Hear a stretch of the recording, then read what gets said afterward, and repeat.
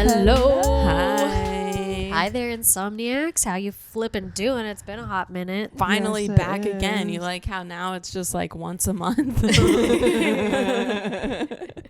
Things keep changing on us. Yeah, we're probably going to try and get a different bit of an editing schedule going where hopefully we can get it out a little bit more often. But it's because we have big news. You want to share the news? I'm pregnant as hell, goddamn. And it's fucking up my life. Just like it did the first time. Everybody's like, it'll be different. Huh. Not different enough. I'll tell you what. I'm sick as hell. And all the time. Yeah. you know, it's I have this joke in stand-up that I got pregnant because Rihanna made it look so hot, and that is just not my experience. I'm not wearing belly chains. I haven't brushed my teeth in 5 days, like it's just really it's hard to find like the right time to brush your teeth when you are getting sick all the time. yes, it really is, because my teeth take a beating, because then every time when I do brush my teeth, they bleed intensely. Yeah, because you were saying like your teeth and stuff can get kind of bad during pregnancy, right? Or something like that? Because it is like you don't want to brush right after you puke, because then you're just rubbing the acid into your enamel. Yeah. And so but then I also get to points where I just like won't brush them for a couple days, because I'm like, what's the point? Yeah. I'm not even leaving the house. And then, but it is just funny. Like, it's just funny. Every time I get a glimpse of Rihanna in my head, as I pull my head up from the sink after brushing, it's like just blood dripping from my mouth. You're like, oh, I'm actually a vampire. Is this what it's all about? Yeah. But it is hard too, because it's like I get pretty sick and stuff, and it's really only like 3% of women who like get sick. I was actually about to say that you are in that like really small percentile of women that get sick constantly throughout the pregnancy. Yeah, and it's like, it makes me feel crazy, because like I personally don't know a lot of women in my life who experience it. Like some women I know didn't experience nausea at all in their first trimester, and I'm like, what a fucking life, man. Like, that sounds so amazing. Like, God, hello, why'd I have to get this kind? Yeah. But I guess that's just how the cookie crumbles. But I did post a video about like the first trimester, and it made me feel so much better, because it's one of my few viral videos that this one got like 78,000 views of like people relating, because it was like using that John Hamm meme. Have you seen that one where he's like dancing in the club? Oh yeah. And so it's like moms in the first trimester being all sick, pukey, and then the baby's like boom, just partying it up in there. And like that is just kind of how it feels. But so like so many women have commented on it and like shared it and posted it themselves. I remember and even stuff during too. your first pregnancy when you were posting on TikTok a lot. There were lots of comments on a lot of those videos, or at least a couple of people relating and sharing their stories too. I do remember. It is so funny, because like I am so random and will like try to come up with the most random skits and characters, and those get like 5 views. But then when I do like post something that's so specific to me though, but then like it can be relatable to people, and I just like forget about that, and I'm like, I think we all kind of forget a little bit that we are not the only ones experiencing things, like I know sometimes whenever I'm like about whatever to my mom or who have you, they'll be like, well, there's people that have it worse right now, and I'm like, yeah, I know, but still. Yeah. And then like I'll hear a story of someone who was dealing with the same thing I was or whatever, and I'm like, oh, it's not just I. Yeah. I mean, I think generally when you are in a lot of like pain or discomfort, like nausea or whatever, it is just a really isolating feeling. Even if there are other people that experience it and stuff, it's like, I mean, most of the people within your general vicinity aren't going through the same thing. It's like with me and you, it's kind of a rare thing, I suppose. But generally, I mean, it is just an isolating feeling, because you're like, it's not something you're in control over, and it just feels like your body's rebelling all the time, and there's like no avoiding it, and it's just, I think it's something that's really hard to cope with, and it can just feel like, okay, well, like everybody else's body is cooperating for the most part, so it's like it even feels like hard to complain about it and stuff, because it's like, well, like the people who would understand aren't necessarily around me most of the time, you know? Well, even with you, where I know you do understand, sometimes I'm like, man, but she's dealing with it. Like, she's been dealing with it for 15 years.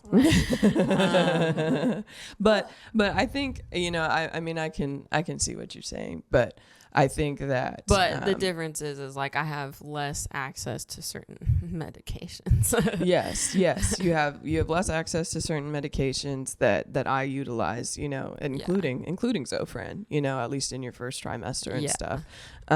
Which I forgot that constipates you so bad. It does, I was like, oh, I need to prepare for that, because I saw the story of this one mom who basically talked about, like, she had HCG as well. Mm-hmm. I honestly don't think I have HCG in this pregnancy. I mean, I guess it's kind of hard to tell because the medicine that I am taking does help, which this medicine would have definitely been nice to have in the first one.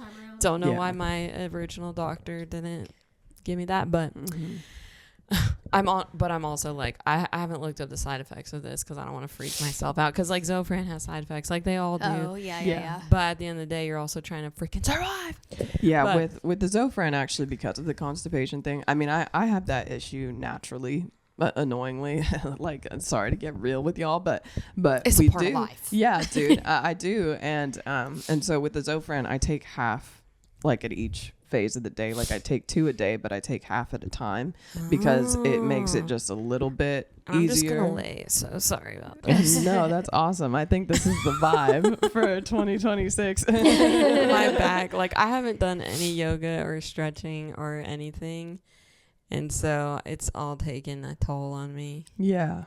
But yeah, friggin' this one mom was talking about Zofran and that she had HGC, so she was taking a lot of it. And like, she got so constipated, she literally had to go to the emergency room.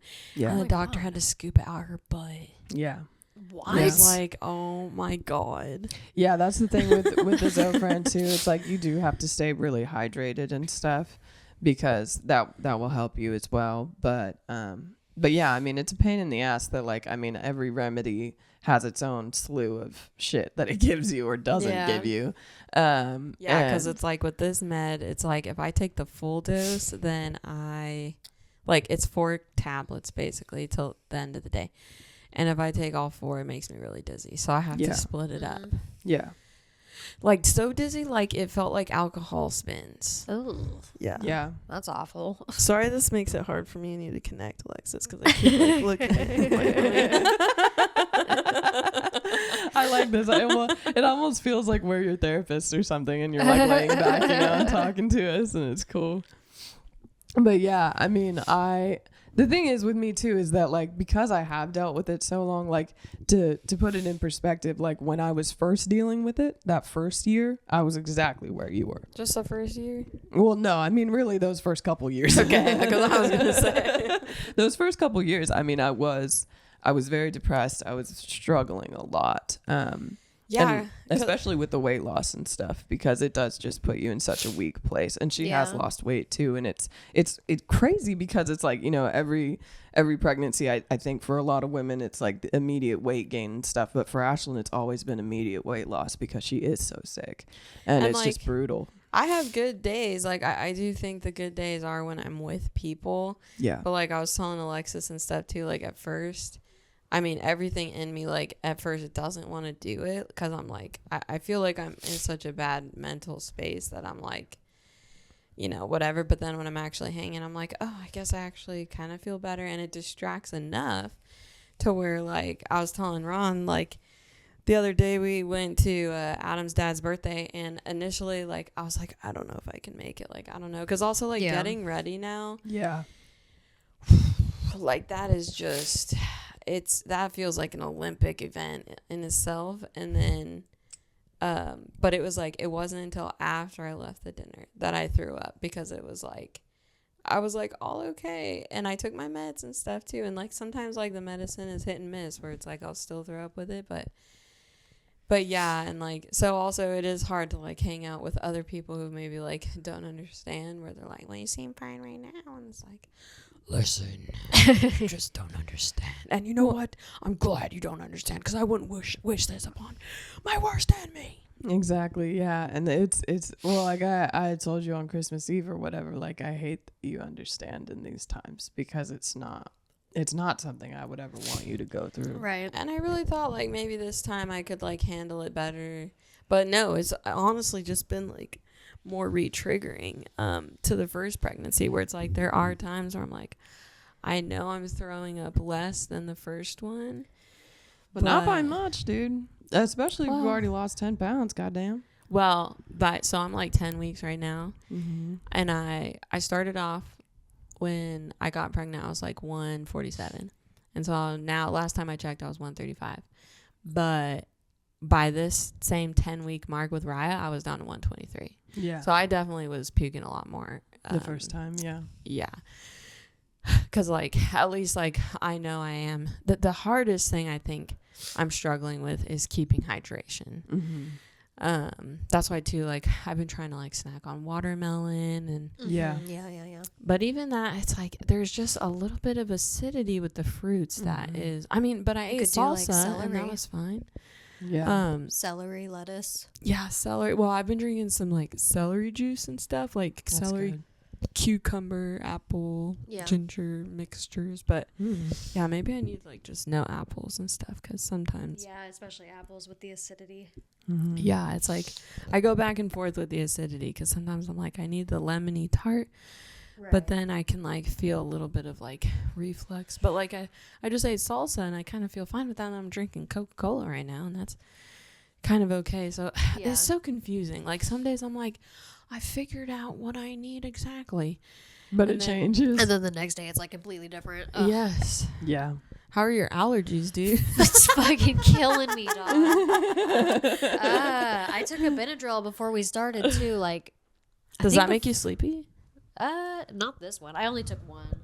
Oh my god, this is the worst. Thanks a lot, Dad. Dude, that's crazy. Like, what are you allergic to in this time? Like, everything's dying. Well, Chad's allergies have actually been pretty bad these last couple of and weeks. Jordan's were bad the other day too, like last week. Well, I guess too, it's actually not cold. It's just like spring again. Yeah, exactly. Yeah. I'm like, Oklahoma needs to make up its mind, because my God, it never dying over here. The trees are fucking in the air again, and they're like, yeah. My dad looked it up, and I guess not pollen, but dust and something else, I guess, is like really high right now in the fucking atmosphere. And I'm like, can't breathe. I get this kind of allergies in the springtime, like where I hate spring because of that reason. I know. I keep trying to like move this away every time I sniffle. I know. I'm trying to not be like. I get really bad allergies in the fall, actually. So does Adam. Like he'll get like chalazions and stuff. It's probably because it's so I get dry those a lot out. too. I had to massage one out the other day. Cause like those are just like where you get like blocked ducts, and then you get like kind of like a bump on your eye or whatever. Oh and you yeah, have to like just a little do like sty or something. Yeah, and so you kinda. just have to use like a hot compress or whatever and really try and unclog that duct. Yeah. But then when it does, it's like it makes your like your vision foggy for a second. It's Like, gross. oh God, what? Yeah, because it's like an oil gland just busting. Yeah, sick nasty. God. Oh my God. Yeah, Adam had to get one surgically removed. Oh my goodness. Wow. Yeah, because like his got Damn. so bad and like clogged, and he couldn't get it out with the compress and stuff. And Oh my God. then he has to be awake for it. Yeah. Yeah, he hated it, because it's funny. Ew, Like, I would too also hate that. just me, like when I would do his makeup for Halloween and put like lashes on him and stuff, he'd be like making like crazy stuff. Yeah. I can't imagine what they're like with a scalpel. Exactly. Yeah. Oh my God. Yeah. Because they would be like, don't move. And I'd be like, I must immediately move. Yeah. Well, you gotta blink and shit too. So I don't know how the fuck that goes, but Well, I Ron's like, think you gotta freaking blank. Put one of those Like little thingies that opening keep them thing. open. Yeah. Yeah.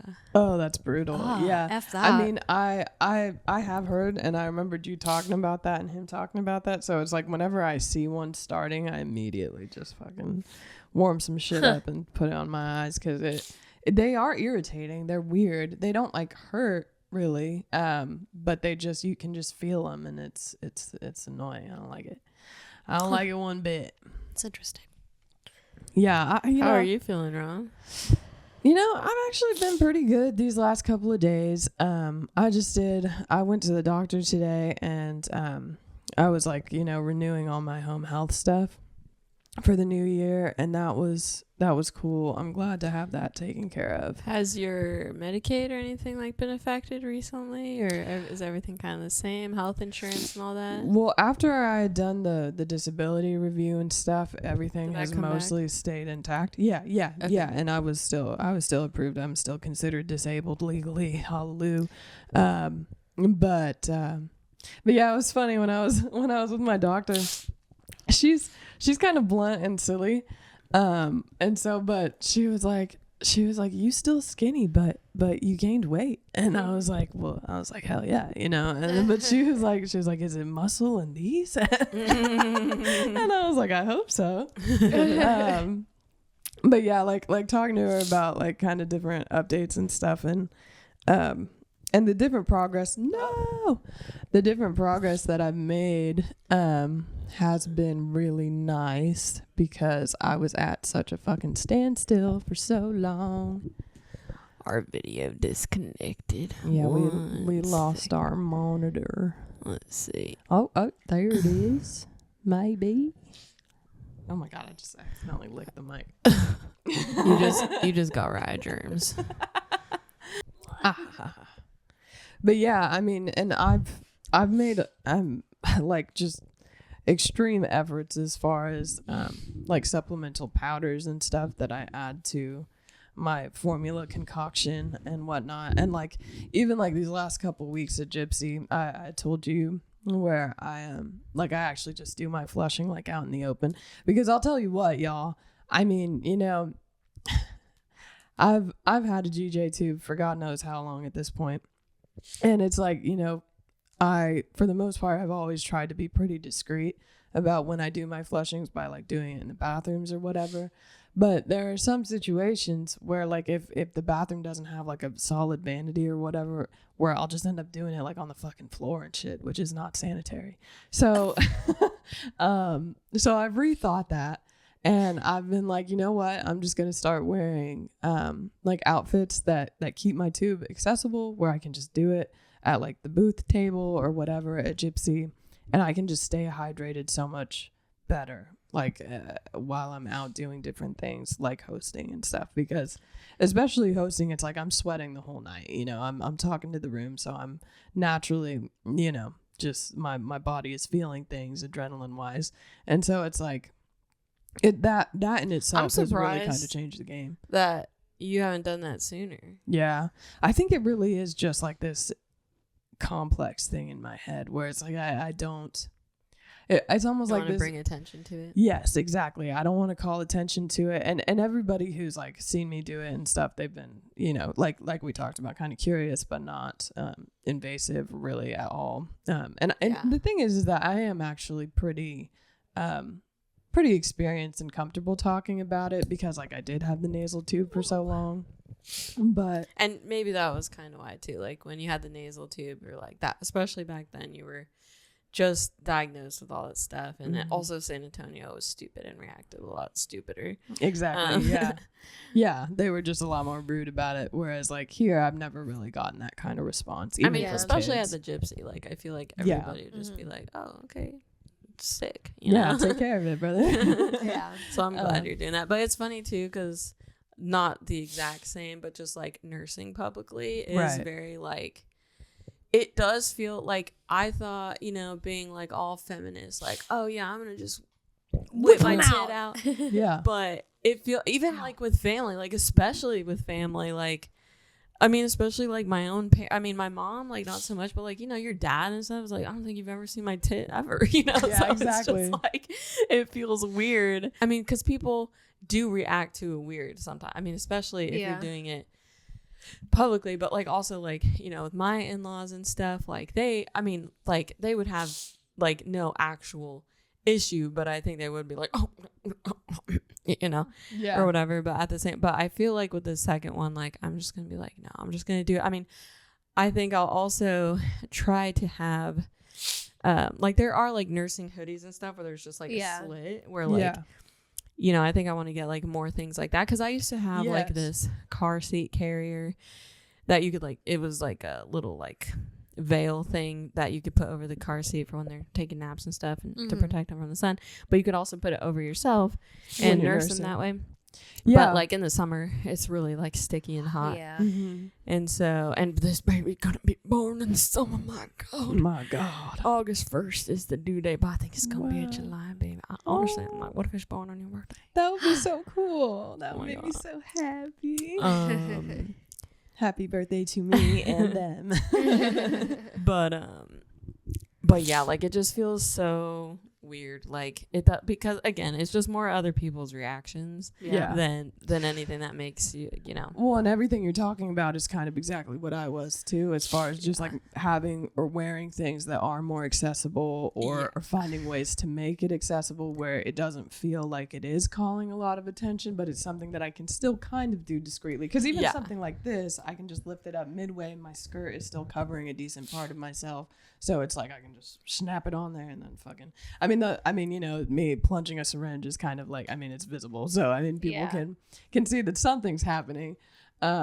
But it has, I mean, it's helped a lot, because with performing too, it's like, that's another stressor. That's another kind of dehydrator as far as it's so hot in there during the winter. Yes, it really is, because they've got all these space heaters everywhere. Plus and all the body heat. Exactly. Yeah. Cause it has been pretty packed lately. Yes. Yeah. It's like all of the elements are kind of working against me in a lot of ways. And what brought me to doing it in the public space was because there was a night where I was like fucked up. Like I was sweating so much and I was wearing something that was too warm, and I was like, bro, like in that night I was starting to feel like really weak and stuff.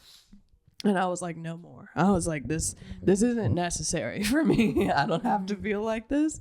I can help myself out. And the thing was too, is that they had the space heaters in the bathroom as well.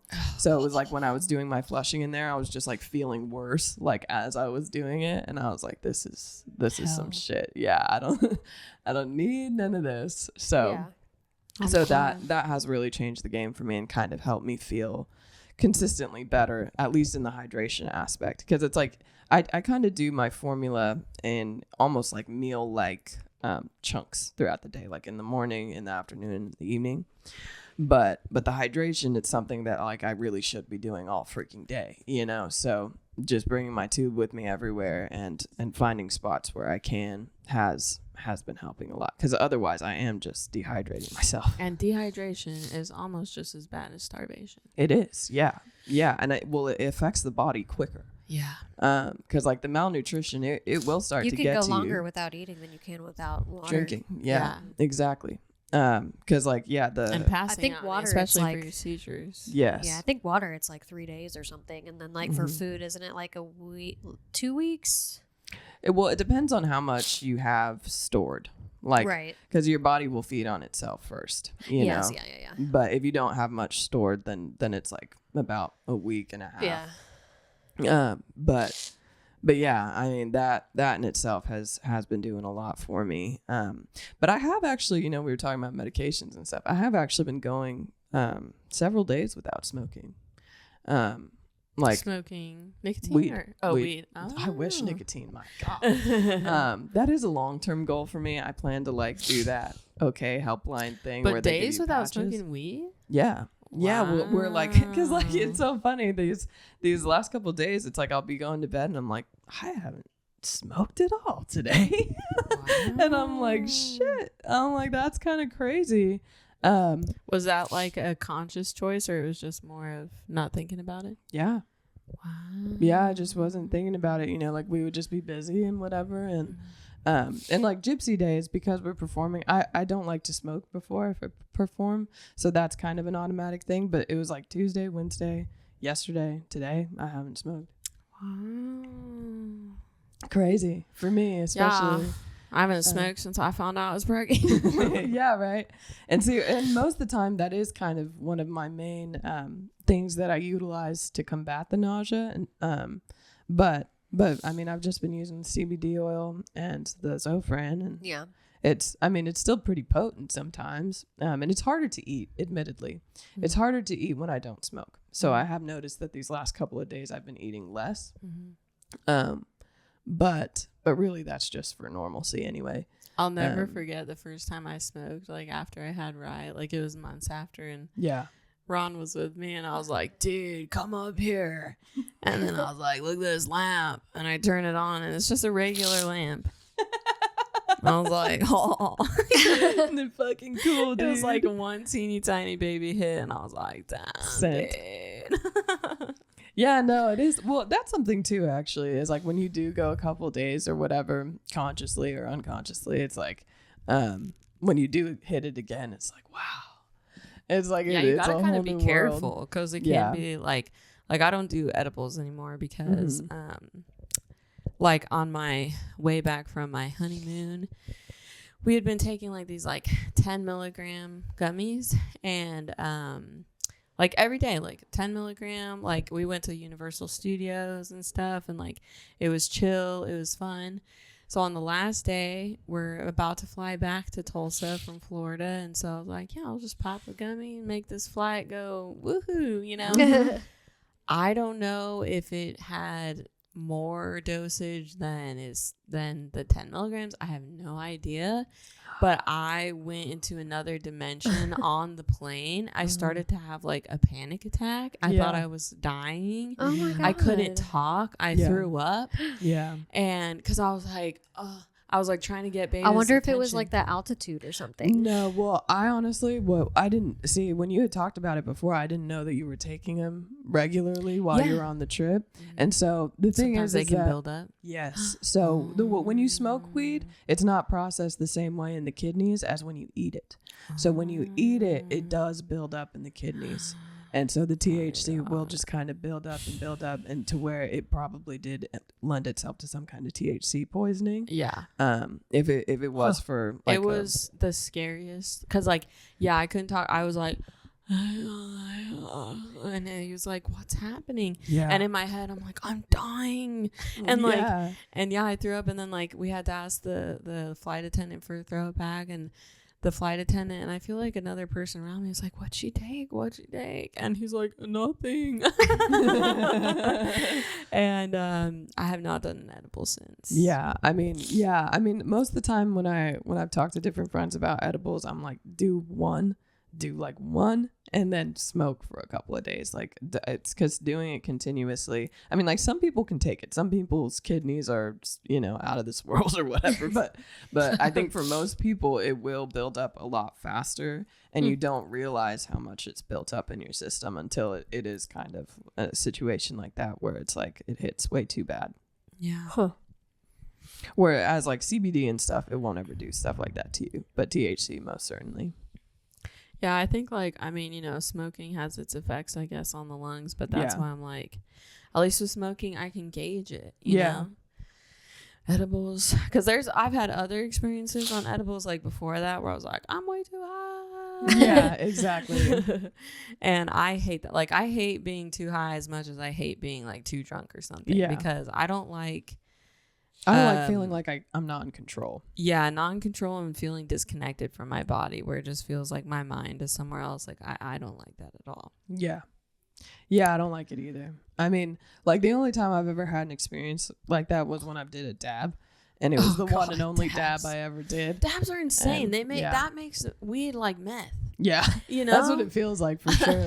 Like, I mean, I know some people I have friends, who would do dabs all the time. Yeah. And like they'd have dab pens, and I'm like, dog, like your tolerance just must be through the fucking roof. Exactly. Yeah. I think so much of it really does kind of come down to that, because it's like, I mean, if you're consuming concentrates on a regular basis, then your tolerance probably does like skyrocket. But the thing was when I did it, I did way more than I was supposed to. I thought I was supposed to do the whole thing, but I was really only supposed to do a little bit of it. And so like I did like a whole G. I mean, like I didn't have a panic attack or anything, but like I had to lay down, and I was just like, I had to take a little nap. I had to talk to God. I had to lay down and talk to God. She's like, hey, bro, get me through this, because I feel like, because there is almost like this like floating feeling that you can kind of start to get. Well, it's funny. That's how I feel when I'm too drunk. And I go to the bathroom and I'm like, look, bitch. There's so much self-talk in the bathroom when I'm like, you're gonna get through this. You're messed up. Don't be a punani.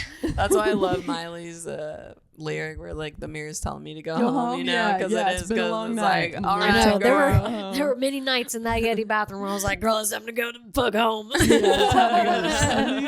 Yeah. Your bed is calling you. Yeah, and I never did dab after that.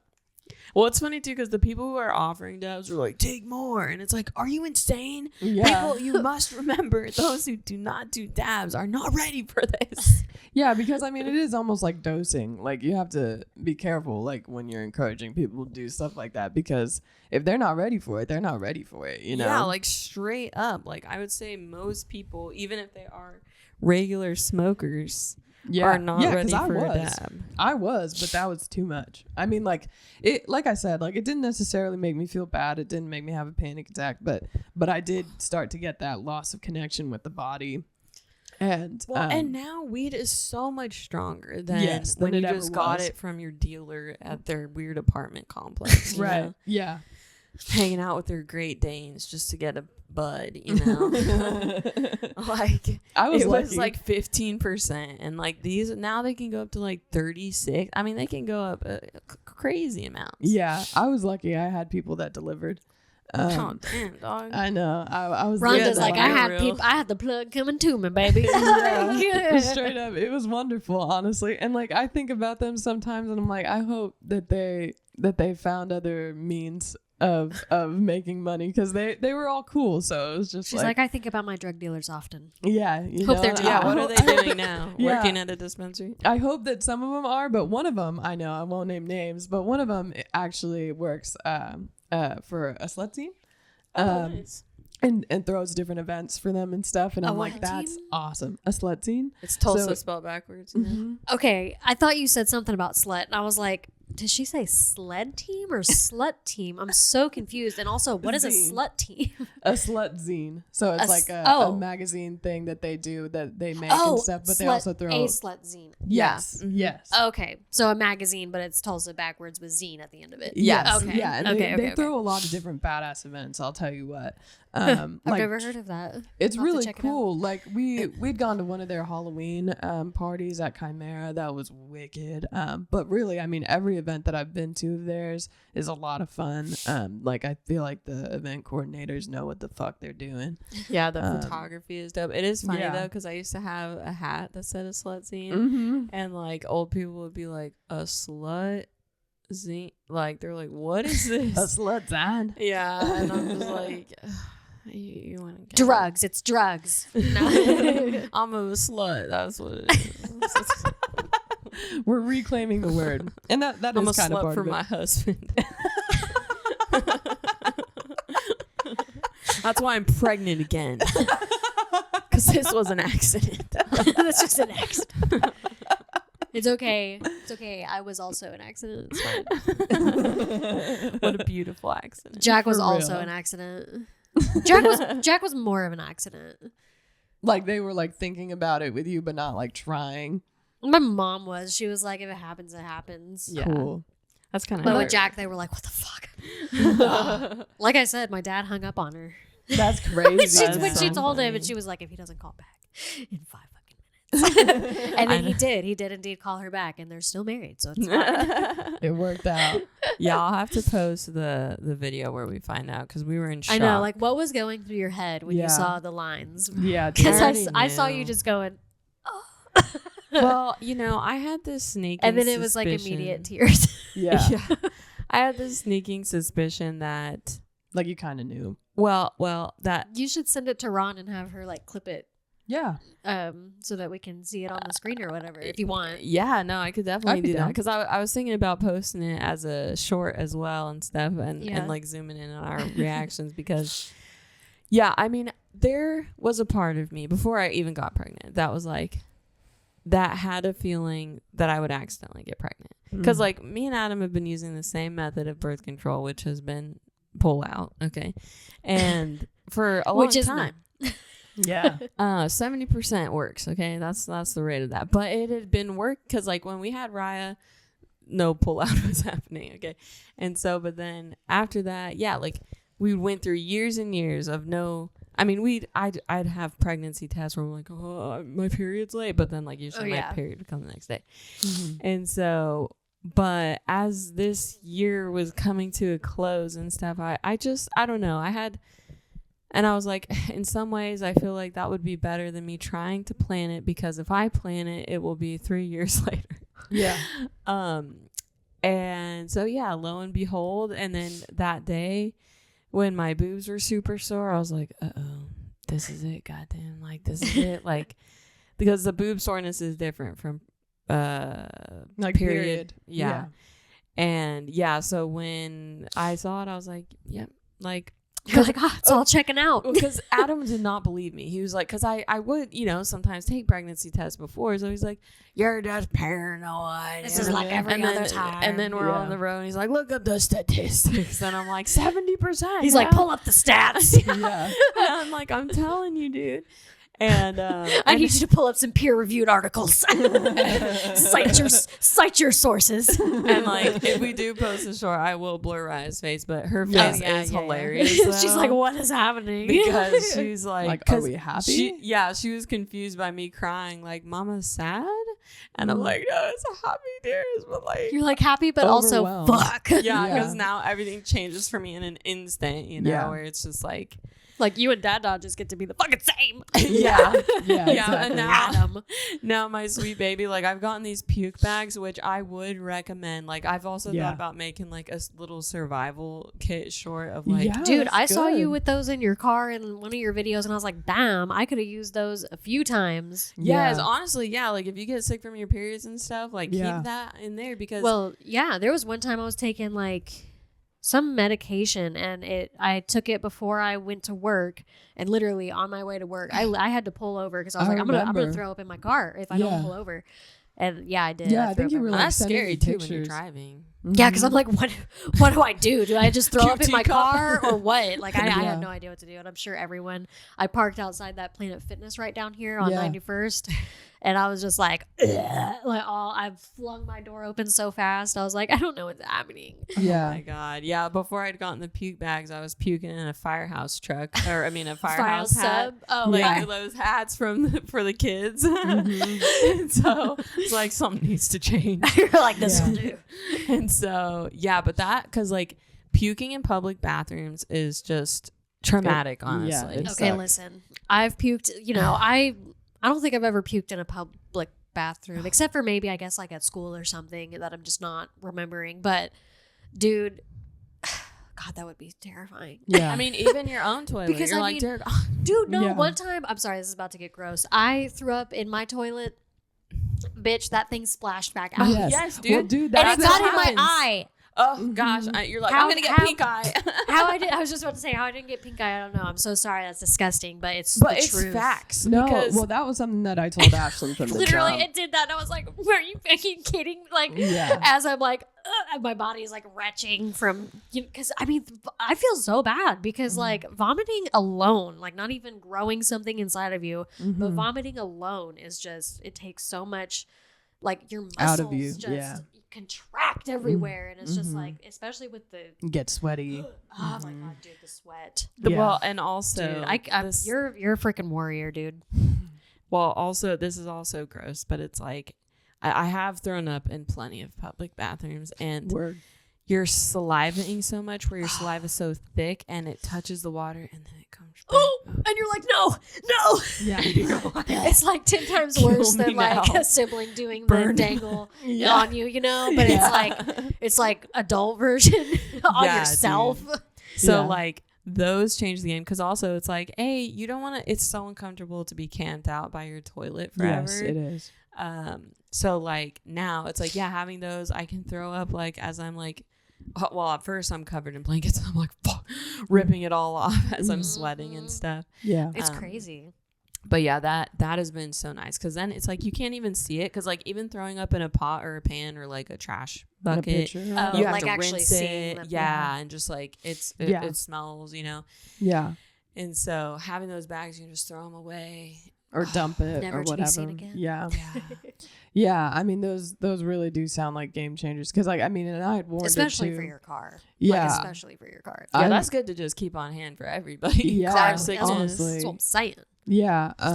Because, I'd warned her about, like, automatic flushing toilets and stuff like that, too. That'll splash your face. That'll splash the fuck out of your face. And it will get the shit on you, like the vomit. And it's awful. It's awful, awful, awful.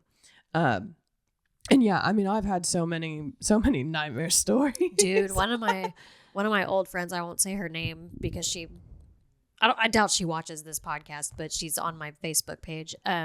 She threw up at Oktoberfest in a porta potty. Yes, I was actually about to get to that. I have thrown up in porta potties, and it is soul. The worst. Oh, you poor soul. On the fucking face of the planet. And so, like, I've gotten to a point now where I throw up in a cup and then I dump it because smart.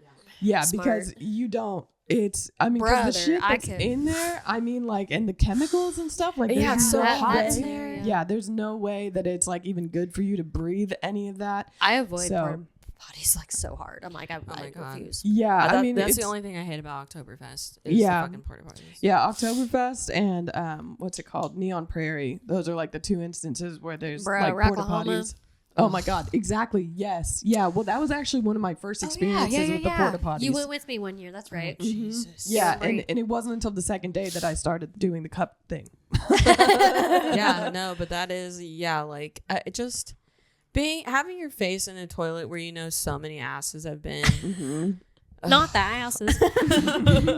Right. Yeah. I mean, it's dude, brutal. and I mean, I hate to say it, but women's restrooms, gross. Dude, what are we doing? The periods and stuff, like, people be crazy. I mean, honestly, I think it just goes for all bathrooms. All bathrooms are I don't know, nasty. man. Jordan has told me that, like, most men's restrooms aren't gross. Really? Yeah. And I'm like, I wouldn't know. I've never been into a men's restroom, so I use the men's. Times. Yeah, I use the men's in emergency sometimes. Yeah, well, that I guess sometimes it's unavoidable, but when I met Chad, actually, I was coming out of the men's restroom, and he's like, as he was going in, and he was like, he kind of gave me a funny look, but like for me, it was kind of an emergency situation. I had to get sick. And the women's was taken up, so I was like, okay, yeah, I'm just using the men's. I don't give a fuck. And it's a one stall one, so I was like, I can lock the door. It doesn't matter. Yeah. But that's what I liked about Yeti, because they had the two bathrooms or whatever, but it was like one stall. What's it called? Gender neutral. Yeah, gender neutral. Yeah, and like at Thelma's, a lot of different spots now are like that. Or what do they call it when it's like a dorm? Oh my gosh. Like, it's almost just like a private stall kind of thing. Yeah. Co-ed. Yeah. I was like, it's on the tip of my tongue. Yeah. Yeah, exactly. But yeah, I'm glad that you have those bags, and I probably will take a couple. Yeah, because I got a couple sets. So yeah, please don't forget this time. Yeah, because I mean, honestly, especially in the car is the main spot. Like when I have a cup on me, it's fine, because normally I will carry something kind of like this, kind of like a quick trip cup. And the styrofoam is actually better because it does cover, visuals and stuff. The clear ones. And I was also thinking like paper ones probably. Yeah, exactly. Yeah. But the bags are where it's at. And like, well, whenever I get surgery done, I take bags from them. They give me like extra and stuff. So that's how I had the initial first one, because it was from Raya's doctor when she was sick. Yeah. And so that's what gave me the idea. Yeah. Because I was like, wait, this is genius. Yeah. You're like, where was this before? Yeah. Why are they holding out on me? Yeah. No, truly, I'm glad that you have them. And but you know what the good thing about this is, that it's made me absolutely not scared of birth. Like, it doesn't matter what happens. It doesn't matter if I need to get a C-section. It doesn't matter, because it doesn't last 9 months. Yes, exactly. Whatever it is, like, and I had get that eclampsia after I gave birth, and that was scary. And in that moment, I did feel like I was gonna die. Like that was scary. But again, it only lasted a couple days. Yeah, and like, because like with this, it just feels so fucking forever. Like it just, I don't, and it's like an eternity. I have no guarantee that, like for some women, like they do feel better in the second trimester. In my first, but there's no certainty. Yeah, in my first one, it was like I was still puking. It was pretty much like the whole time, I feel like. Yeah, if I didn't have Zofran, I would have been fucked. Yeah. And I probably, if Zofran wasn't available, maybe me or my baby wouldn't have survived. Yeah.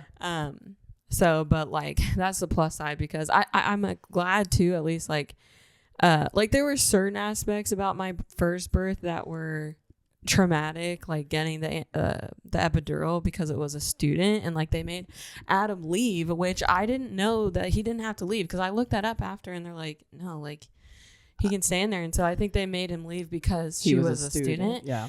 But like the doctor who was guiding the student was like so mean, and like yeah, I was gonna say, I remember you telling me that they weren't very like, they like would like get mad at you if you would move at all and stuff, which I get. Well, but also they had given me Pitocin, which ramps up the contractions like crazy, you know, which I didn't really know. I mean, I knew at first that I didn't want Pitocin, but we ended up doing it because Raya's heart rate was dropping, and so is that like supposed to help speed it along? Yeah, because like, so I was only dilated still like at like 3 or 4.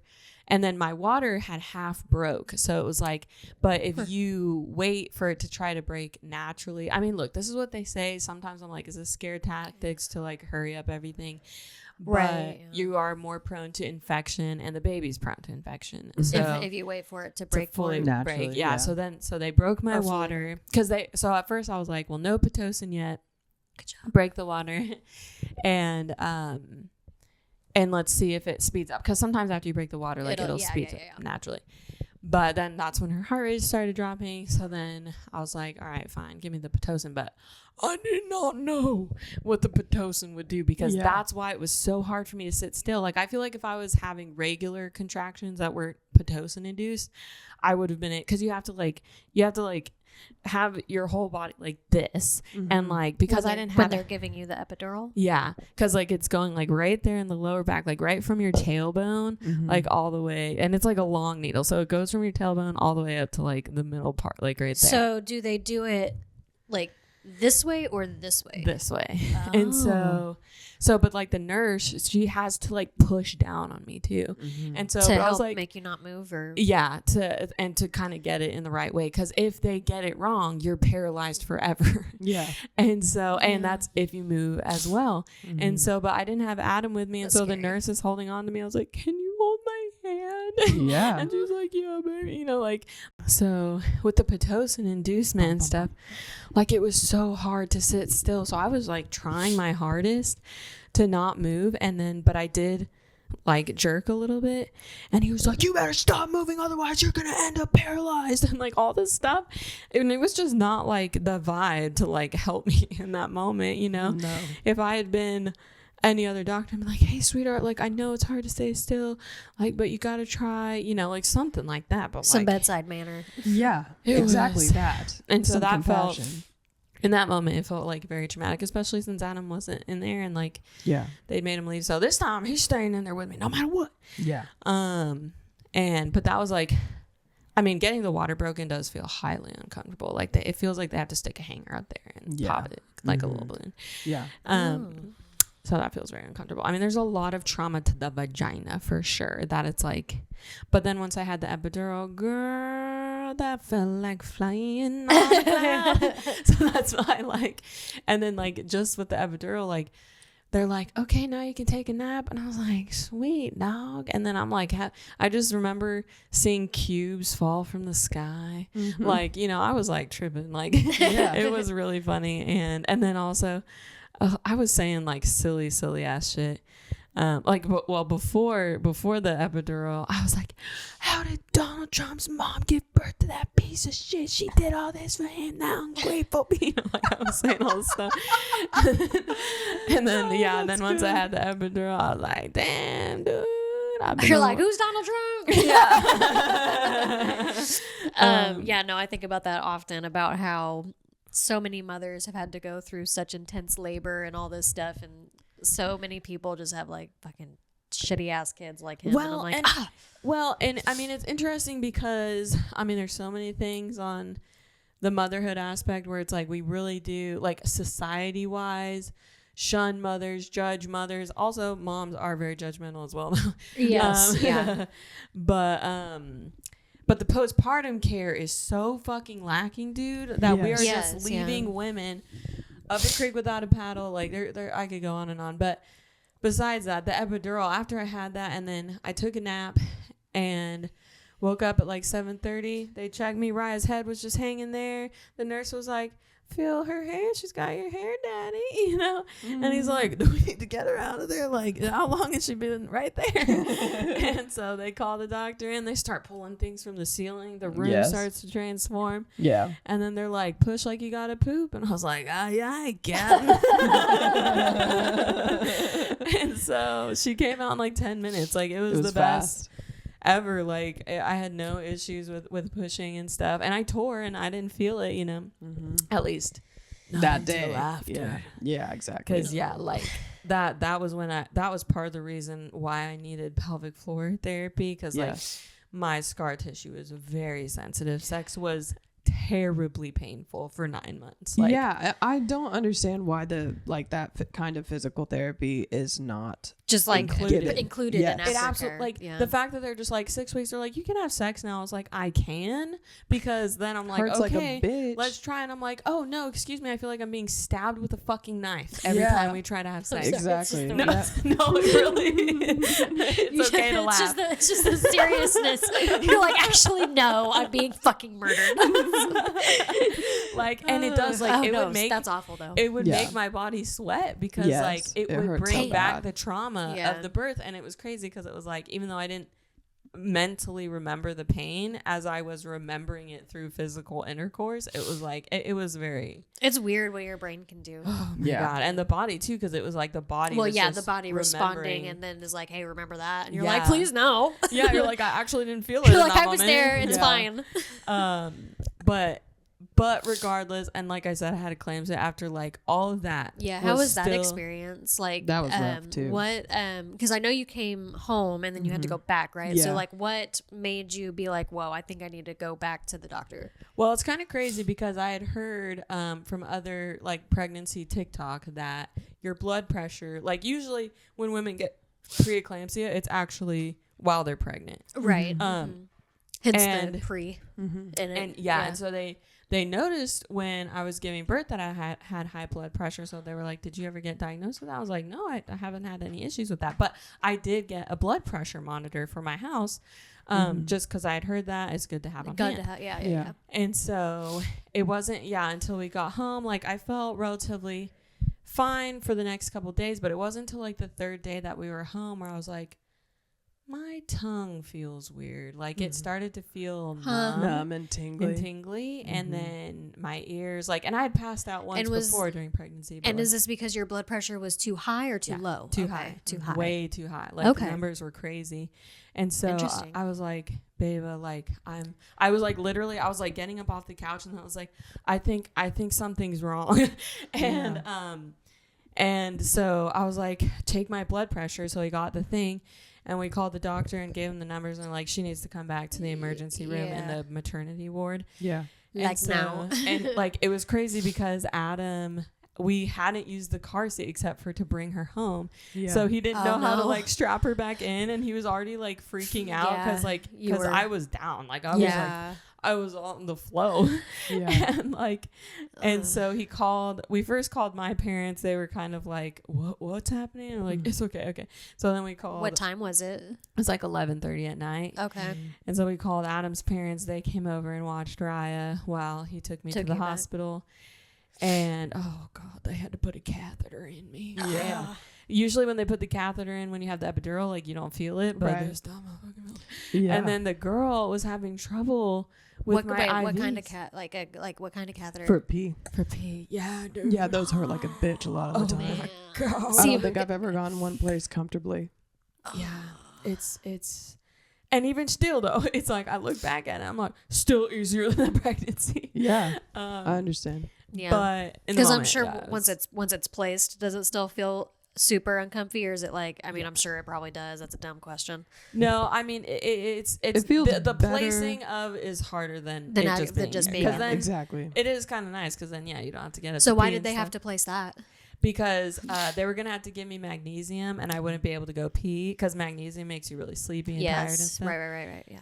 But like the girl, for whatever reason, she couldn't get the IV going, so she's trying on my veins and stuff. Yeah. And I hate needles, dude. Which is so weird considering your blood pressure was high. I would think that your veins would be popping. Right? Yeah. Like, I don't know. Because that's what happens at work. I'd be like, oh shit, this dog must be like stressing. Because like his veins would be like, yeah. So that's interesting. Yeah, normally with my low blood pressure is why they struggle so much and have to stick me 5 times. Yeah, and like I felt so bad for the nurse because she was the only nurse in the emergency maternity. Oh, God, that's awful. She even tried to she had to call another nurse from a different floor or something. But they had to wait. But it was like, so that took so long for me to even just get the magnesium. And you're like, so you fucking place this in me already. And as each moment was passing, I mean, I was definitely feeling worse and worse. Yeah. Oh man. And it is interesting when you get that. Where was Adam through all of that? Was he in the room with you or? Well, so he was with me, but then it was like right around 4 a.m. when he left to get Raya. Because Raya we didn't have any milk for her. Like there was nothing. We didn't even have formula bought for her yet. Like because she was just breastfeeding, and I was just stressing out being away from her because I was like, just had her. Yeah. And so then they gave me the magnesium, and it all felt really shitty for quite some time. I mean, like the Ron and Mom came to the hospital, I think, I don't know, sometime in the morning. Yeah. And I was still like not doing well. It took like some time. And then I was getting the beginning of mastitis. I started to get a fever. Is that with your boobs? Yeah, because because I wasn't expressing Is that an milk. infection that happens or is that just when the breast milk gets stuck? It can happen from a couple things. It can happen from a clogged duct, but it can also happen if you're not expressing. But it has to do with the breast milk? Yes. Okay. And so, and that can be lethal as well. Like, because you can get such a high fever and stuff, and you can get sick and all that stuff. Yeah, because I'm sure it being clogged like that will cause infection. And bro, my tits got as big as your head, okay? Yeah. Like, that's, and yeah, from freaking The Neighbors or whatever that movie. It's so real. Honestly, that's the most realistic thing I've seen. Yeah. Because I remember I watched that and I was like, holy shit. And I guess it really happens. And when they get so rock hard and they hurt so bad, it is crazy. Honestly, even like, and that's just because that was happening because you weren't breastfeeding. Yeah, because I wasn't. And that was only a couple freaking hours. Right. At that point, it was crazy. And so after all that, then Raya came back. Like Adam brought Raya back, and she also had a pediatrician appointment too, like following soon after. But so I was able to breastfeed. They gave me medicine for the mastitis to bring my fever down. So it was honestly like another 2 days before I felt like decent. But after that, then things calmed down. And, once I had Raya with me, I felt better because I could still breastfeed with all the magnesium and stuff they were giving me. And I just felt like, because I was like at panic, like when she wasn't with me, like I was stressing just with that, and then also feeling like I was gonna die. I was like, I can't die after I give birth to my baby. Like, what the fuck? Yeah. So that was scary, Yeah. But so hopefully that doesn't happen again, and I can just pop this baby out. But even with all that, it's kind of crazy because like that was so hard and scary. But I think because I went through that, I'm like, I can fucking handle anything. Like, exactly. No matter what happens, like C-section. I mean, I would be scared of a C-section just because it's like I've heard interesting stories and stuff. But but at the same time, it's like it just gets it done. Once the baby is here, like I remember too, like I threw up one last time before I gave birth to Rye, and then I hadn't thrown up ever since then. And I just I like when the baby gets here. Yeah, exactly. So anyways, that's a fucking story. I'm starting a little bit of talking about it. Yeah, I mean it was really disheartening to hear a lot about your experiences with the doctors and stuff there, because like, I mean, like when it's happening to you, you can almost kind of like doubt yourself and doubt your perspective as far as like okay, are they being cold, are they just being clinical, are they whatever, but then just to watch it happen to somebody else, you're like, what the fuck is this? Like, what is this shit? Like Alexa said, like, where the fuck is your bedside manner? Where the fuck is your compassion? Like, fucking come on. Like, it is like sidecar trauma for the family to right. because you feel helpless too with yes. the doctors. Yeah. And then, I mean, and plus, and when you are family, unless you've got somebody in the family that has like a medical background, like, you don't know what the fuck these doctors are saying half the time. Like, you're nervous. The person that's in the hospital is nervous. Like, it's just annoying. Like, yeah, you're trying to rely on them to keep you alive. But like with Ron, you know, they would give her medicine that she was straight up allergic to. Oh, yeah. That's on my fucking chart that I'm allergic to. And yeah, like that was insane, dude. Like,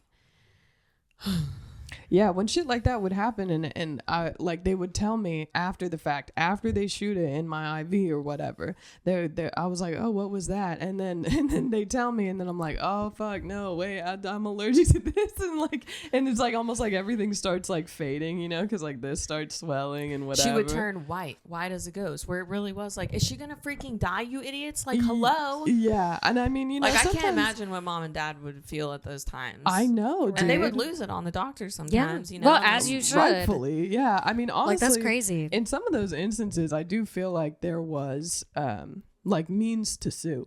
Like, not all the hello, instances. giving you some shit you're fucking allergic to. Yeah, like if I'm surprised y'all never did. Yeah, because if it wasn't documented in the chart, that would be one thing. But in every instance that happened, there's a rule in the chart. Yeah, they kept trying. Like, I think it was only once that they ended up giving it to you. But they would say like, okay, we're gonna give her trazodone, and after that first time, we're like, no, she's allergic. It's in her chart. Are you guys reading this, or are you just? Because there's an unwritten rule, you know, like if it's not in the chart, then it didn't happen. Right. So like the fact that it is in the chart, that it's like. Yeah, I mean, like, listen, I mean, there's kind of like you were saying, there's so many nurses that I've known and had experiences with that have been angels. I mean, that have truly been, you know, my those are the ones that actually like their job and probably want to see the industry change. Right. I feel like they're the ones who care the most, despite the most compassion, everything going against the care of the patient. Right. Exactly that. And I feel like they put the most blood, sweat, and tears into it too. So and they're usually the ones, and they deal with the dick doctors. Exactly. Yes, they're usually the ones that advocate the most for their patient. Exactly. Over the doctor. Yes, and they should be the most burnt out. They are the most burnt out. Yes, and they should be the most bitter. They should be the most all of the things that the doctors are. But for whatever reason, aren't. Yeah. Yes, for whatever reason, they stay warm, they stay cool. They're like, don't get me wrong, I met some asshole-ish nurses, but yeah, I've had a couple for of the those most too. part, most of the nurses I've ever dealt with, and I mean, I'm not in the hospital nearly as much as Rhonda or anybody like that, but you know, I have seen it firsthand, the way that they interact with people, and sometimes they're really, really sweet, and then other times I'm like, this is why people don't like going to the doctor. Because, exactly, yeah. It really does vary. I mean, it's an absolute kind of crapshoot. Like, whatever you're going in for, it's a crapshoot as far as what kind of care you will get, regardless of whether or not you're insured or whatever. It's like you can be fully fucking insured and still get really bad care. Well, and it wasn't until like you got sick that it was like the veil was pulled of how fucked up the healthcare system is in general. It's usually not until you have someone in your family that is in and out of that situation a lot that you see that type of stuff. Because coming from me, I mean, I can definitely tell you that like veterinarians alone are just far more compassionate to their patients and clients than human med, and that's a lot. Like, that's crazy. Yeah. Like, that's kind of insane. Like, yeah. Because, yeah, I mean, like, with some of them, I mean, it's just like, well, why did you choose this profession, man? Like, why are you here? Money. Like, I mean, yeah, and you'd say, it's like, you could say it's money, but I'm like, there's so much other shit that you could do for money that doesn't involve, you know, taking care of people. I mean, the only thing I can give doctors is just that their treatment depends on what the insurance covers as far as what they'll offer to the patients, you know, and I'm sure that that's hard and annoying to deal with. Right. But I mean, also, I think there's some doctors who went into it for the money, and then, I mean, it's all fucked up. So, I mean, maybe it takes a toll on them where they just feel like they have to not care to get through keep it. going or whatever. Yeah. But And I mean, I can kind of, rationalize that to a degree, as far as like kind of keeping an emotional distance, but that doesn't mean you have to be fucking rude like that one was to you. You know what I'm saying? Like an emotional distance is very different from what the fuck that was. And different experiences I've had, same thing. And so, but also I will say that like when you do find a good doctor, man, I mean, it's an absolute breath of fresh air. It's just like, and then like a year later, they're like, "Oh, I'm moving clinics." Like, what the fuck is wrong? Or they die. Yeah, I had too, I had one that was like the best fucking care I had ever had, and he passed away, and it was the hardest shit for me because like finding another one that cared half as much was just next to impossible, right? And he was just so thorough. Like he did so much, like kind of like we've talked about with Ashlyn, potentially getting IVs regularly and stuff. He would do that for me, like without any ifs, ands, or buts. He would do IVs regularly for me with different hydration and nutrients, and give me B12 shots and stuff, and just different things to improve my quality of life. That I've still kind of been like a lot of what I'm doing now, I've kind of just had to take into my own hands, as far as like all the different supplemental stuff that I'm doing, vitamin wise and stuff, to keep a lot of my micronutrients up that are normally neglected when you're just going off of formula all the time. So it's like if I weren't doing that though, it's like my doctor's thoroughness only goes so far. The one that I'm currently seeing, I do like her. I do think that she cares. She's more compassionate than most doctors that I've had. But yeah, a lot of it really just has come down to like me doing a lot of my own research as far as getting all my electrolytes and micronutrients and stuff, and keeping things in a place where I'm gaining or sustaining weight and stuff. And it is crazy because it's like you do kind of get to a point where you're like, okay, I have to fucking advocate for myself harder than anybody else. Which is also hard to do when you are feeling like weak or not exactly. Well. Yes, exactly. And in a lot of those instances, like where they were giving me shit that I was allergic to or whatever, when I had surgery, when I was awake and not sedated in the slightest. Because I mean, when I have the surgery now, I'm still awake, but I'm in this kind of like, you know, they give me morphine and Dilaudid. More of it like a euphoric stage kind of, or sort of. I still feel very aware of everything that's happening. And is like, it kind of like a C-section where it's like, Dilaudid is almost... But I guess you still get an epidural for a C-section. So. Yeah, exactly. So I still feel everything that's happening. It's just the morphine keeps it from being painful. I still see everything. Damn, they don't cover? No. They can't really. I mean, like they put like a tarp thing right here. But like with the tube stuff, I mean, they're just putting this wire up and down and all around.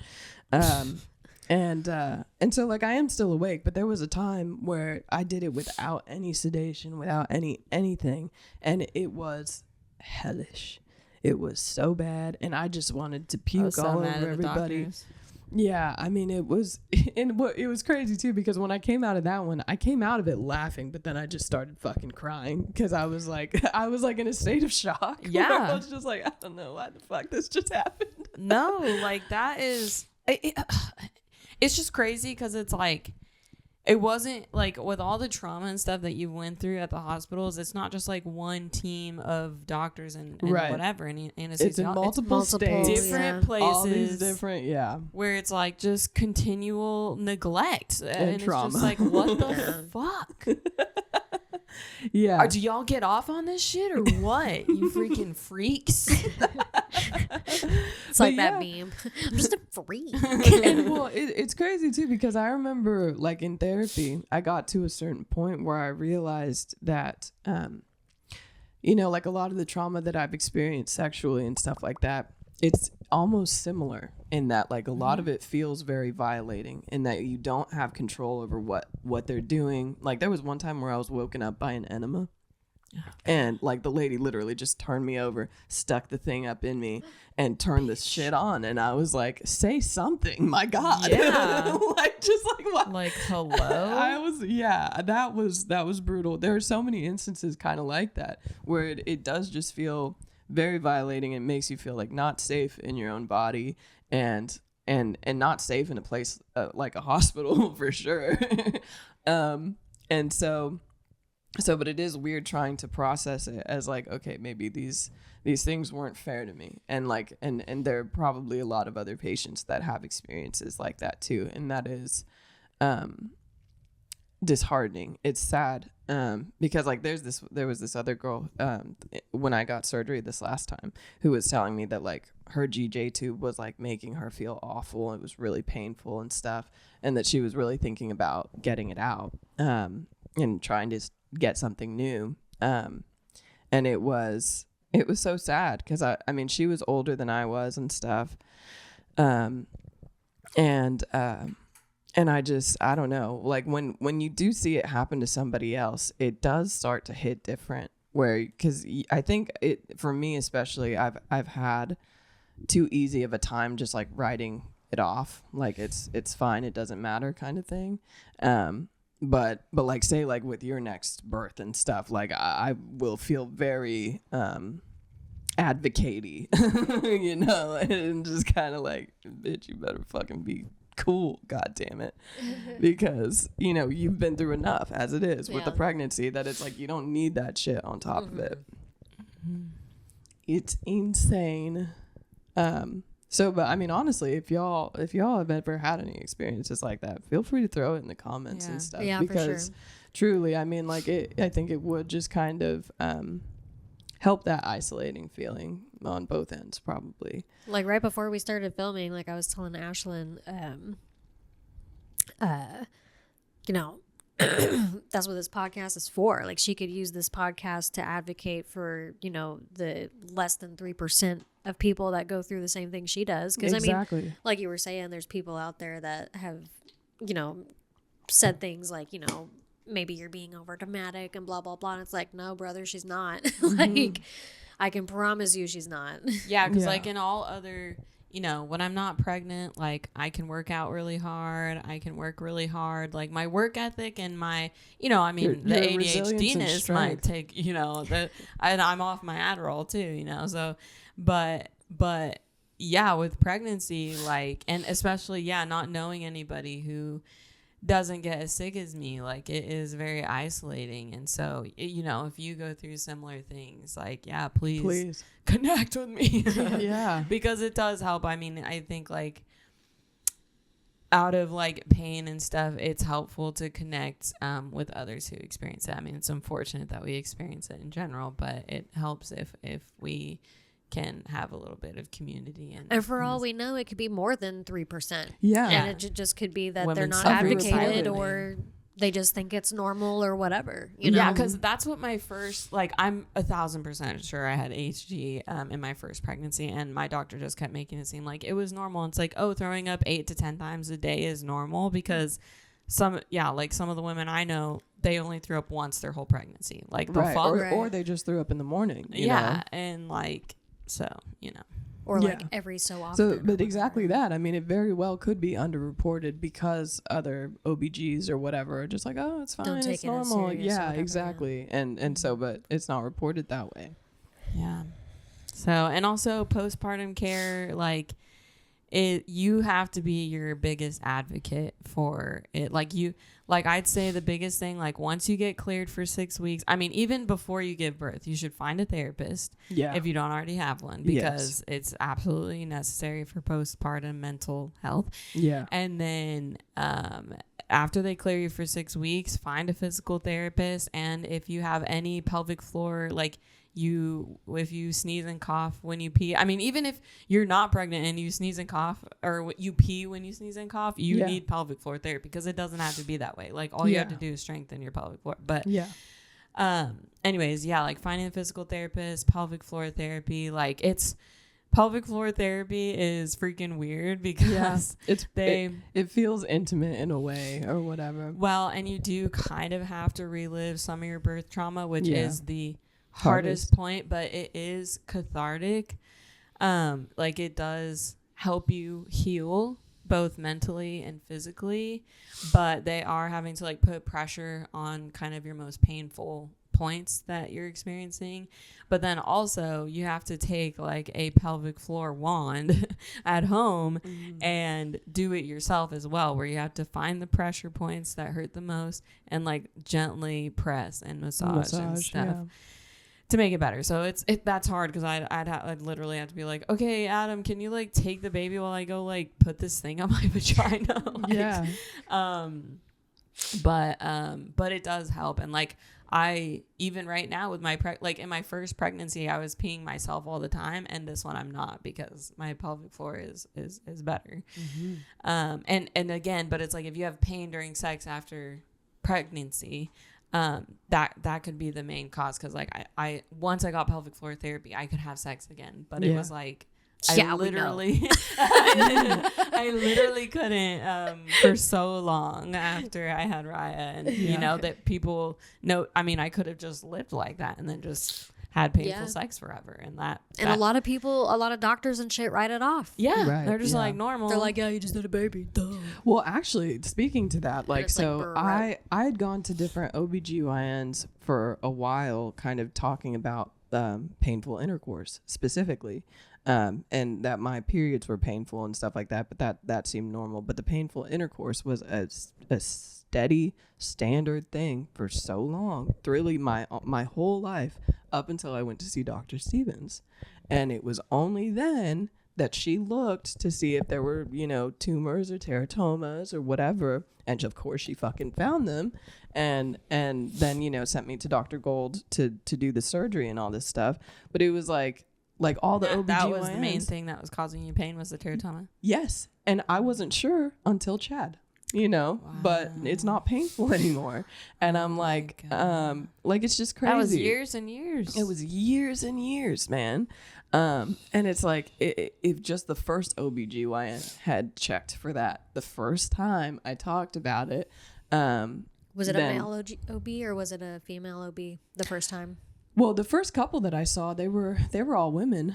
Interesting. And so, but I've read a lot about that too. Like even female doctors, a lot of times will still like write off pain and stuff that women patients will go to them about. And I'm like, bruh, what? Like, I somehow fell down a rabbit hole on TikTok one time about IUDs. Jesus Christ. Yeah. Never in my wildest dreams will I ever get an IUD, specifically because of this TikTok thread that I went down. But yeah, there's like one to have them inserted or removed. There's no anesthetic, which is fucking crazy. Yeah. I mean, it should very well be included because it is so painful. Have you had one? No, but everyone that I've known who's gone and has said it's like the most pain they've ever felt. Most horrible thing, and they don't even like brace you for it. They're just like, okay, here we go, and then they do it. And then same thing for when you have like precancerous cells or whatever, and they do the hole punch thing on your cervix. I almost had that done, dude. That shit hurts. That should have fucking anesthetic, and I don't care who the fuck you are. Just because I read stories about that too that like just went off. So nice.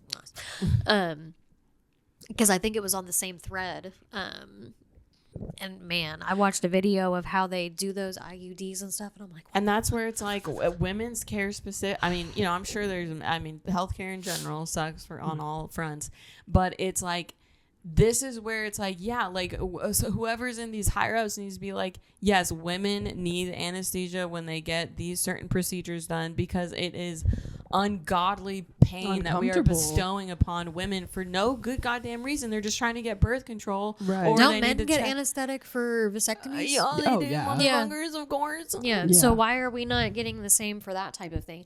I think there are I honestly think it probably depends on what fucking state you're in or what hospital you go to, because I'm sure there are ones that probably do offer that. Well, but being in Oklahoma, I'm sure having more conservative physicians. Well, I know I follow this one OBGYN. She actually went to school here. Her name is Allie McRod. She's really good. Like, she helped me kind of get through my first birth. But she's an OBGYN. But she said that you can get anesthesia when you get IUD. You have to request it. Some doctors will maybe give you a guff about it. Yeah. But also, make you jump that through part hoops. of it is because usually insurance doesn't cover it. So I don't give a fuck. I'll pay for it. Yeah, I know. Exactly. I will pay. I will. Yeah. Yeah, and well, what was crazy was with Dr. Stevens and stuff, like she had told me that that if I didn't get them removed, then the damage would have been so much worse, and it was already pretty bad because they had to take out parts of my ovaries and stuff, and so it's like all of that, like it's just whack. It's whack to me, just when it's coming from another female, right? Yeah. I'm like, bro, you should know, like, regardless of what your belief systems are or whatever have you, because I know there are some hospitals that will go more by their faith driven what have you, like, you know how they won't do abortions because blah blah blah, because there are some hospitals that will refuse that or whatever, especially now with everything going on in the fucking world. I just got so mad that I forgot my point. Yeah, like being like, basically there are women out there, because I mean there's all these women pro-Trump Republican blah, that it's like, how are you this way? Yeah. Why are you this way when this party doesn't give a fucking, good as goddamn Ashlyn about would you. say, good goddamn. Yeah, no, and it boggles my brain.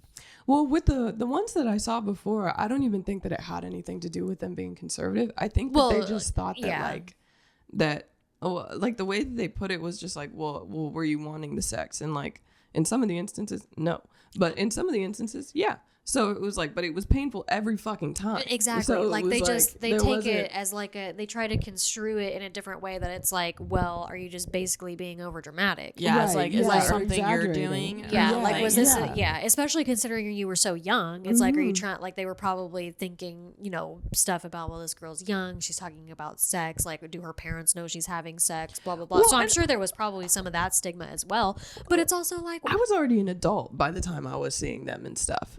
The first one, how old were you when the first one missed all this stuff, though?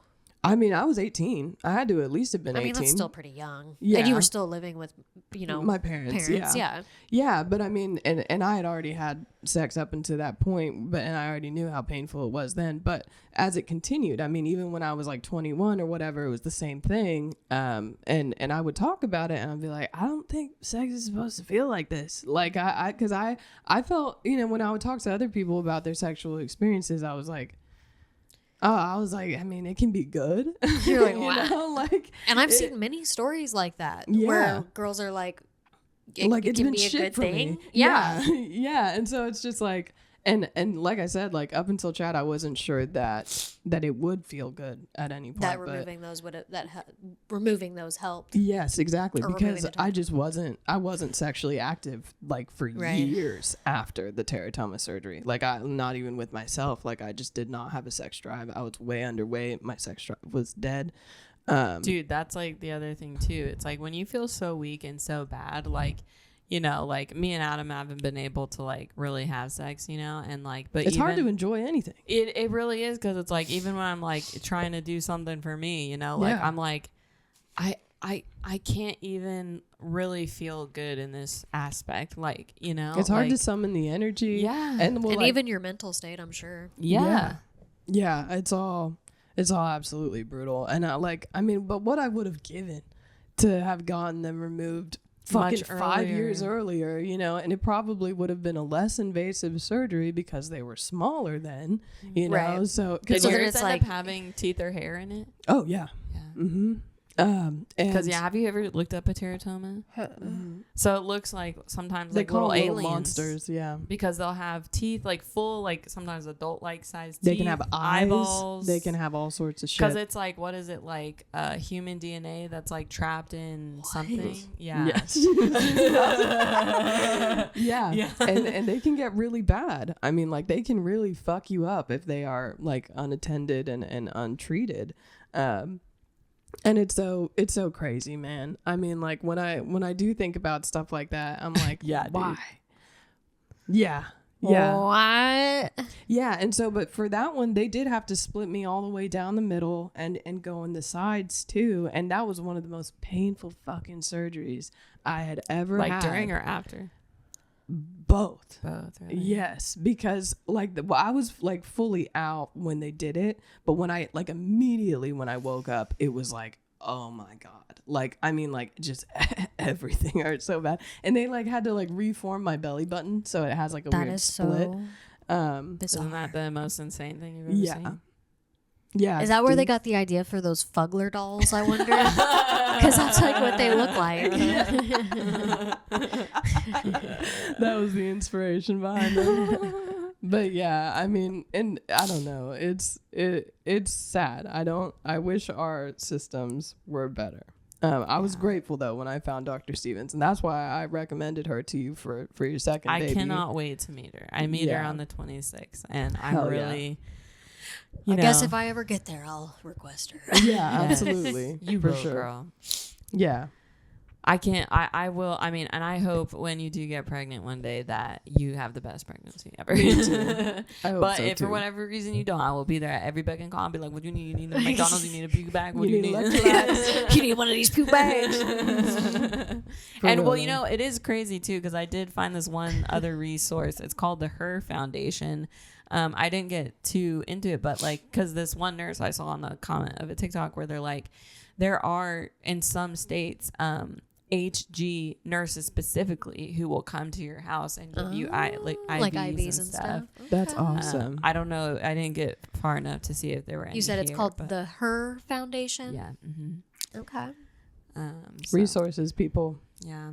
Apparently this is what the kids are doing. I know. I've seen it on Dancing with the Stars and everything. I saw it on the Instagram. Doing that the other day. Oh. That's funny. I saw it on the one Instagram. The guy that does like the funny 20 or, you know, now it's 2020, whatever, but he'll be like, some about like whatever the Gen Zs are doing that took the millennials till the end of 2025 to recognize or whatever. On. And one was that where it's like, oh my gosh, yes, blah blah blah. Now I'm gonna be doing it for the rest of my life. Well, it's perfect. You have nails, right? Yeah, I know, exactly. Right? There was a bunch of other stuff too, and I was like, oh, that's what it means. I saw something on Threads where it's like people should stop getting mad about 6'7" because we had D's nuts and we had like, you know, all our other like silly ours phrases. were funny. Come on, D's nuts has been in literal films. I'm pretty sure. Or my name's Steve. Oh my God. That's a throwback. Yeah, that absolutely is. I almost like time teleported in my head. Yeah, Jordan and I like to watch the compilation videos of old Vines or whatever. Oh, yeah. I like I could have dropped my croissant. Or the kid that goes, Hurricane Katrina, more like Hurricane Tortilla. Or whatever. I'm like, what? Oh, God, Vine. Yeah, good times. Back when... Before AI. Yeah. AI be scary now. Like, there really are times where, like... You'll be watching like something. Mom sends me these prayer videos and it's like this whole account of this woman, like she's AI, she's just straight up like, and she's giving prayers and that's cool, you know, but I also personally don't really want to watch a lot of AI videos because I feel like it does start to like warp your brain a little bit. Yeah. But like, yeah, I mean, I'm just like, what's the point of all these AI videos? I think it's weird. I'm like, why? Well, Adam showed me one of like this dog driving and like hitting a curb and like the human passenger was like, whoa, what the fuck? And he's like, dude, look at this. Isn't this so crazy? I'm like, that's AI. And he's like, oh. Adam. And he's like putting it together. I'm like, why would the dog be driving? Like, yeah. Like, Adam, I love you, dog, but be so for real. I mean, I guess dogs do crazy tricks sometimes. Yeah, I mean, I do see the crazy ones where they're like doing fucking acrobatics on America's Got Talent or whatever. So I guess they could drive a car. If a dog were to drive a car, I guess it would be fairly certain that they would hit curbs. Yeah, absolutely. I know if my parents are watching this right now, my dad's making some sort of curb hitting joke about me. Because I do that. And then I have to buy new tires. I've done it too. Curb checks, they happen. Yeah. This was a curb. This was a curb like reality check. Like, dude, have you ever driven like, you know, in parking lots how they have those cylinder like blocks at the front of the thing? But if you forget and then there's a spot open, And like you I try to totally go for tried to drive. I've never done that. I always like double check if I'm going to do that because I'm too scared to do that, because one of my old friends, Schmitty, he did that one time in a Dairy Queen parking lot. Yeah, and he had one of those like really low Hondas because you know everyone we knew were so cool that had all their Honda. And I'm like, your fucking car sounds like it's pooping. Like, please calm down. But yeah, his Honda was really low, it was the green one, and it got stuck because it was so low they couldn't back it up over it because the whole tire went over. And I was like, oh man, at least we're at Dairy Queen. Like, crazy shit, man. If y'all are still with us, y'all are the real ones. I know, right? This has been a long episode. Yeah, because this is the second half too. You can tell that it's been a while. We had a lot to talk about. Yeah, straight up. But it's been wonderful catching up with you guys. Thank you for hanging out with us. Thanks for sticking around, with our inconsistency. We really appreciate it. I'm sure there will be much to edit. Yeah, absolutely. I will have a good time and have grace on the editing. It might look different and stuff. Yeah, it might be a little bit more basic, okay? and I apologize for that, but over time, hopefully, I will develop more editing skills to make it less basic. But we'll see. You're a quick learner too, though. Yeah, I felt hopefully I'll pick it up. You're picking it up. If anyone's gonna learn it fast enough, it's gonna be Rhonda over me for sure. Cool. Well, we freaking love you. Happy New Year, and hope you all had a lovely Christmas and then holidays, all that. And we will see you next time. Will it be next week? Maybe. Will it be next week and a half? Maybe it'll be 2027. I'm just nursing a baby. All right.